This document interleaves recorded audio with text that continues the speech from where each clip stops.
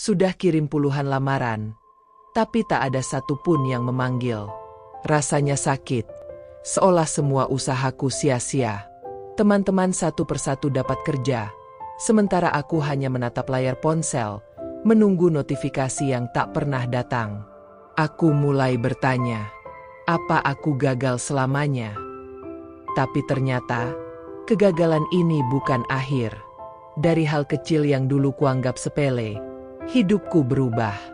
Dan percayalah, kalau aku bisa bangkit dari titik terendah ini, kamu juga bisa.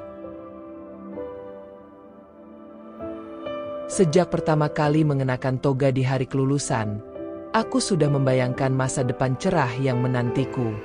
Aku ingin menjadi kebanggaan keluarga, bekerja di perusahaan besar, dengan gaji tetap yang bisa membuat hidup lebih layak.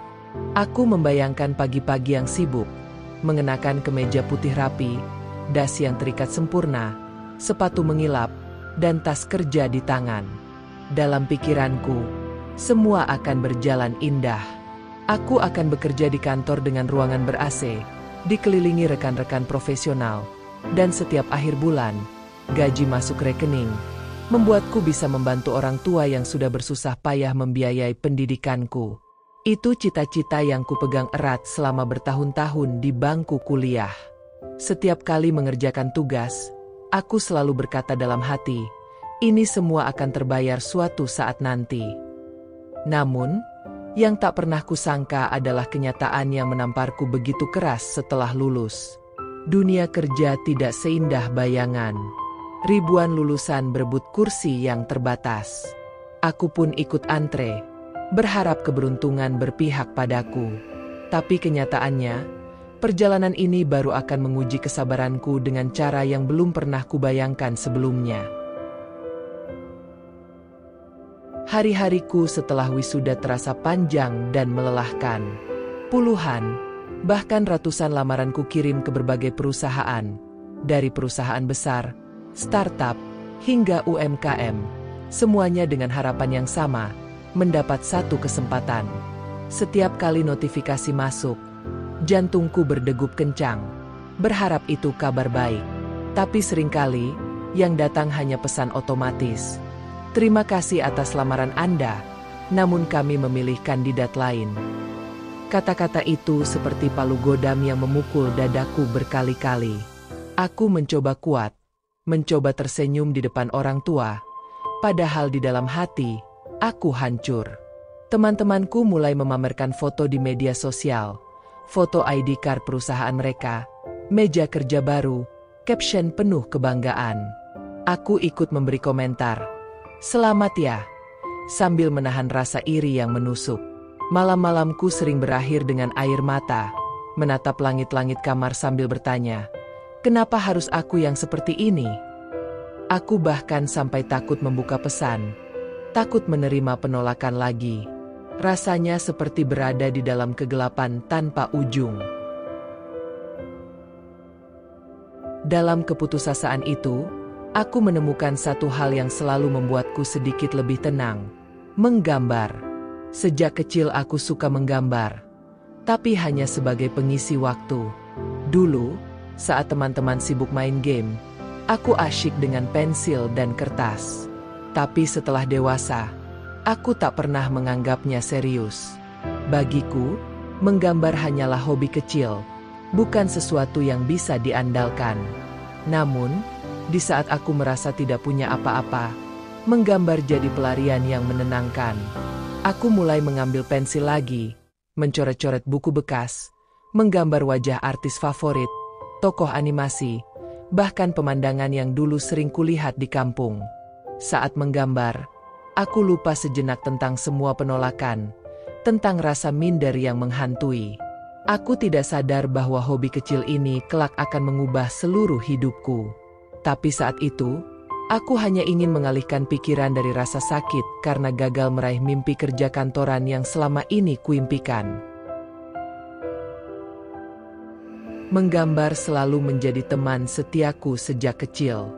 Di saat anak-anak lain berlarian bermain bola atau tenggelam dalam gadget, aku lebih suka duduk di sudut rumah, memegang pensil, dan menggambar apapun yang terlintas di pikiranku.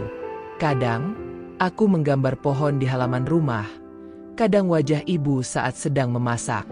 Setiap goresan garis selalu memberiku ketenangan, seakan dunia yang kacau ini tak lagi menakutkan. Namun, setelah dewasa, hobi itu kian terpinggirkan. Aku terlalu sibuk mengejar nilai, magang, dan mencari pekerjaan. Aku berpikir, mana mungkin dari gambar aku bisa hidup? Dunia mengajarkan bahwa kesuksesan hanya milik mereka yang duduk di kantor megah, mengenakan jas rapi, dan memegang kartu identitas perusahaan ternama. Aku pun meyakini itu, sehingga kertas-kertas gambar yang dulu penuh warna kini hanya tersimpan di lemari. Tetapi, setelah berbulan-bulan gagal mendapat pekerjaan, aku kembali pada satu hal yang dulu selalu membuatku bahagia, menggambar. Awalnya hanya iseng, sekadar mengisi waktu di tengah rasa putus asa. Aku mengambil pensil, kertas kusam, dan mulai menggoreskan garis. Anehnya, rasa sakit karena penolakan perlahan mereda. Menggambar mengingatkanku bahwa aku masih punya sesuatu untuk dibanggakan, sesuatu yang mungkin bisa menjadi cahaya di ujung lorong gelap ini. Suatu malam, aku sedang menggambar di meja kecil di kamarku. Lampu redup, suasana sepi, hanya terdengar suara kipas angin yang berdecit pelan.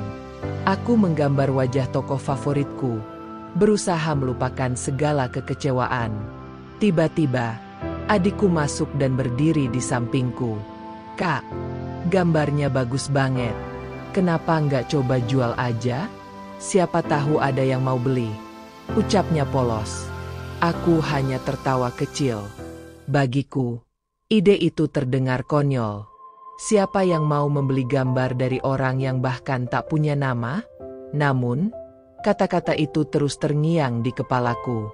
Malam itu, setelah ia keluar, aku menatap hasil gambaranku. Untuk pertama kalinya, aku melihatnya dengan mata berbeda. Mungkin ini bukan sekadar coretan.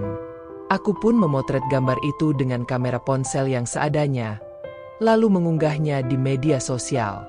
Aku menulis caption singkat, "Iseng gambar lagi setelah sekian lama." Tak kusangka, beberapa teman memberi komentar positif.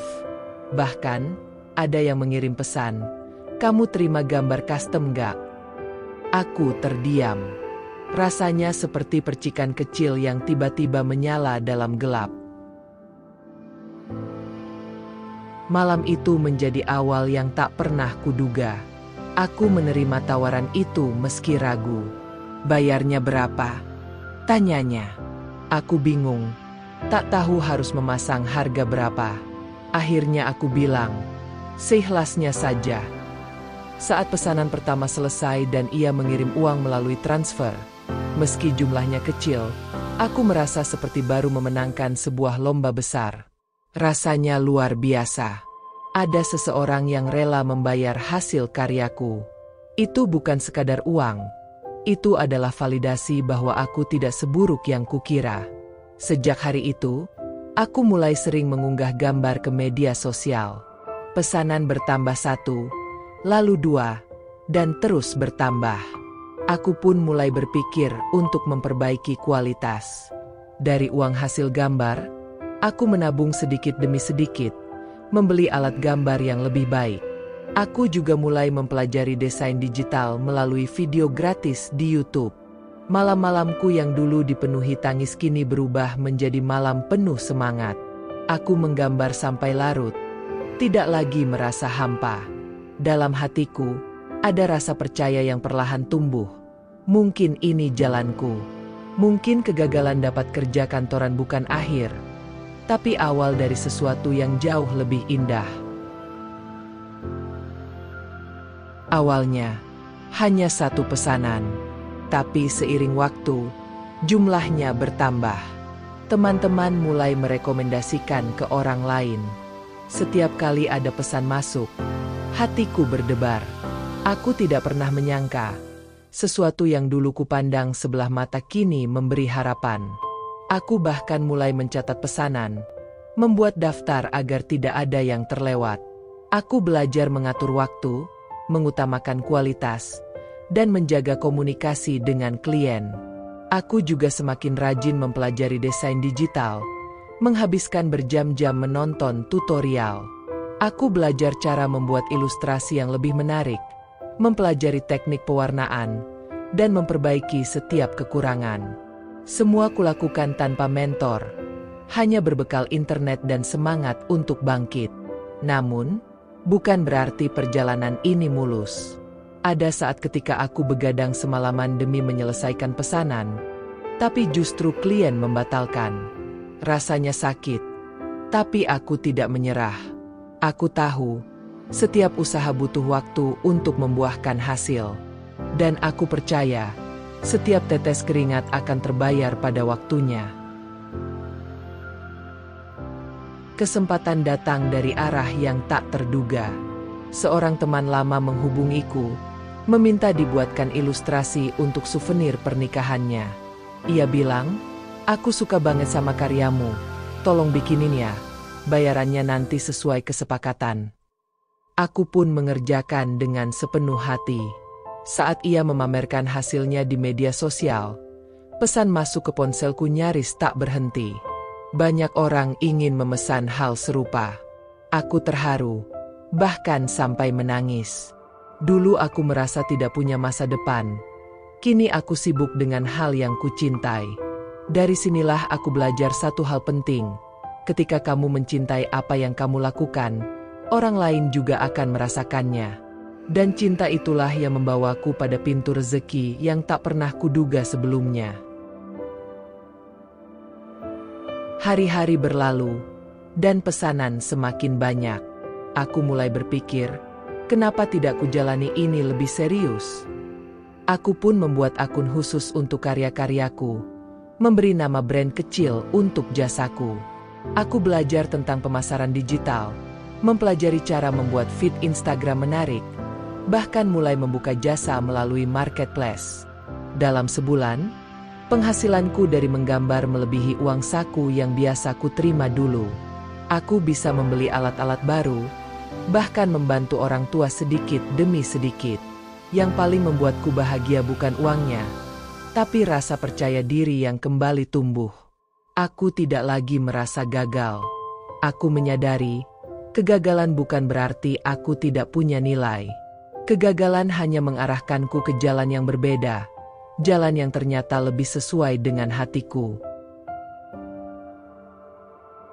Ketika semuanya mulai terlihat cerah, tiba-tiba ujian datang tanpa peringatan. Suatu malam, saat aku sedang mengerjakan pesanan besar untuk sebuah proyek, laptop satu-satunya yang kupakai tiba-tiba mati total. Aku panik, berkali-kali mencoba menyalakan, tapi layar tetap gelap. Rasanya seperti dunia runtuh di hadapanku. Semua file penting ada di sana. Tenggat waktu semakin dekat, dan aku tak punya uang untuk membeli yang baru. Aku duduk di lantai kamar, menatap langit-langit sambil menahan air mata yang akhirnya jatuh juga. Aku merasa kembali ke titik nol. Aku ingin menyerah, ingin berhenti saja. Tapi kemudian, suara ayah terngiang di kepalaku. Jangan berhenti hanya karena satu hambatan. Kata-kata itu menampar kesadaranku. Aku sadar, ini hanya ujian. Jika aku menyerah sekarang, semua perjuangan akan sia-sia. Aku memberanikan diri menghubungi teman dekatku. Dengan perasaan malu, aku mengetik pesan. Laptopku rusak. Aku lagi butuh banget buat kerja. Bisa pinjam punyamu sebentar? Butuh waktu lama sebelum ia menjawab. Saat notifikasi masuk, aku menarik napas lega. Ia bersedia meminjamkan laptopnya selama seminggu. Aku terharu sampai menitikkan air mata lagi. Kali ini karena rasa syukur. Esoknya, aku mengambil laptop itu dan langsung melanjutkan pekerjaanku. Aku bekerja tanpa henti, menuntaskan semua pesanan tepat waktu. Aku tidak ingin mengecewakan klien, dan lebih dari itu, aku tidak ingin mengecewakan diriku sendiri. Setiap malam aku berkata dalam hati, aku tidak boleh kalah. Dalam sebulan, aku berhasil mengumpulkan cukup uang untuk membeli laptop baru dengan hasil jerih payahku sendiri. Saat kotak laptop itu tiba di rumah, aku memeluknya seperti memeluk mimpi yang akhirnya jadi nyata.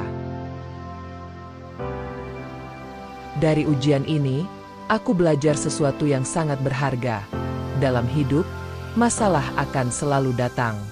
Kita tidak bisa memilih kapan dan bagaimana masalah itu menghampiri. Tapi kita bisa memilih bagaimana cara kita menghadapinya. Aku memilih untuk melawan, untuk terus berjalan meski jalannya sulit.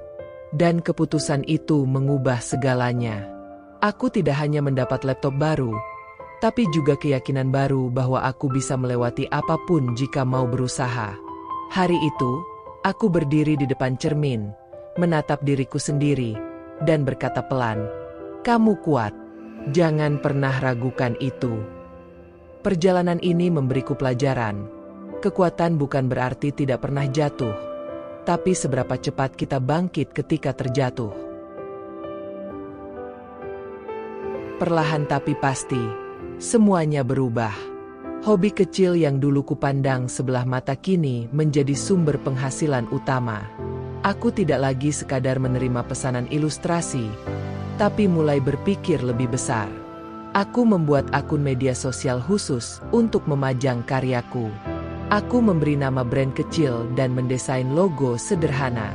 Aku belajar cara menarik perhatian audiens, mempelajari algoritma, dan menjaga kualitas setiap unggahan. Aku juga mulai membuka kelas online untuk pemula, berbagi ilmu yang kupelajari dari nol. Tidak mudah, tapi aku menikmatinya. Dalam setahun, penghasilanku dari menggambar jauh melampaui ekspektasi. Aku bisa membantu keuangan keluarga, membeli perlengkapan baru, bahkan mulai menabung untuk masa depan. Setiap kali aku melihat saldo rekening, aku tersenyum. Ini bukan sekadar tentang uang, tapi tentang pembuktian pada diriku sendiri. Aku bisa bangkit dari kegagalan. Kini aku duduk di ruang kerjaku yang mungil tapi penuh makna. Di dinding, ada coretan-coretan awal yang dulu kubuat di atas kertas buram. Aku sengaja memajangnya sebagai pengingat dari mana aku memulai. Setiap kali menatapnya, aku bersyukur karena kegagalan dulu membawaku ke jalan ini. Jika dulu aku diterima kerja kantoran, mungkin aku tidak akan pernah tahu bahwa aku punya kemampuan ini. Aku tidak akan pernah merasakan kebebasan menciptakan sesuatu yang kucintai. Kini, aku bekerja tanpa harus takut pada bos yang marah, tanpa khawatir tentang PHK, dan yang terpenting, aku bahagia. Bahagia karena aku bisa menjalani hidup sesuai passionku. Bahagia karena aku bisa menginspirasi orang lain yang mungkin sedang berada di posisi yang pernah kualami dulu. Untukmu yang sedang membaca kisah ini, izinkan aku mengucapkan satu hal. Jangan pernah takut gagal. Jangan takut jika mimpimu tak berjalan sesuai rencana. Karena terkadang, Allah Subhanahu wa Ta'ala menutup satu pintu hanya untuk membukakan pintu lain yang jauh lebih indah. Aku percaya, setiap orang punya jalannya masing-masing. Jalanku dimulai dari kegagalan, tapi berakhir dengan kebahagiaan yang tak pernah kubayangkan. Jadi, jika kamu sedang terpuruk, ingatlah, mungkin ini bukan akhir, tapi awal dari sesuatu yang lebih besar. Teruslah berusaha, percayalah pada proses, dan jangan pernah meremehkan kemampuan yang ada dalam dirimu. Siapa tahu, dari hal kecil yang kamu cintai, kamu akan menemukan kesuksesan yang lebih besar daripada mimpi yang dulu kamu kejar.